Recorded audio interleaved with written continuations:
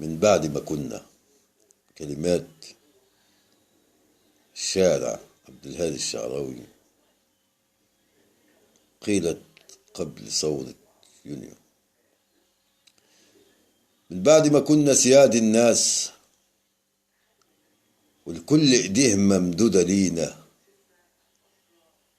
أصبحنا يا خلقي أتعس ناس والكل بيتحكم فينا، وده كله ناتج عن فرقة وحكم وسلطة بإيد فرقة من الضلمة خرجت للساحة.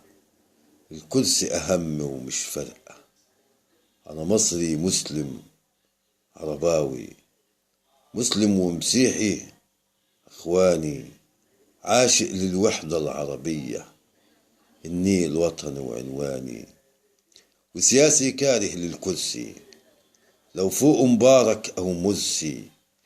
أنا عايز حاكم خطابي ما يكونش عاشق للكرسي، يحميني ويحمي أوطاني، يصنع وحدتنا من تاني، ما يكونش دلدول لزعامة ولا فل يا عمي وإخواني، ما يكونش الحزبي وعشيرة ولا مرشد ولا يخشى سفيرة، يقدر يتحكم ويحكم وتكون بإيديه التأشيرة، وقراره يكون من جواه، ما يكونش تابع لهواه، ما يخافش إلا من الخالق والخالق عمره ما ينساه.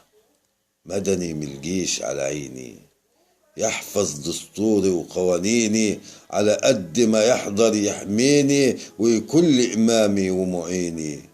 مسلم وموحد بالله، لو ظالم عمري ما أهواه، هكتب وهجيه وبالله هقوله في وشه ولا أخشاه. الكرسي يا عمي مش دايم، ده نهاية الحاكم الظالم، لو قادر اتقدم ليه، لو عسكري كنتي أو عالم.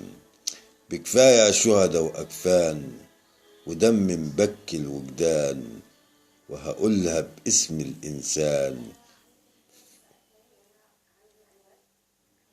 وهقولها باسم الإنسان. أنا عايز حاكم عنوان لكنانة والرب حميها، بكنايس وجوامع فيها بتكبر وترتل دوما للخالق صاحب القرآن.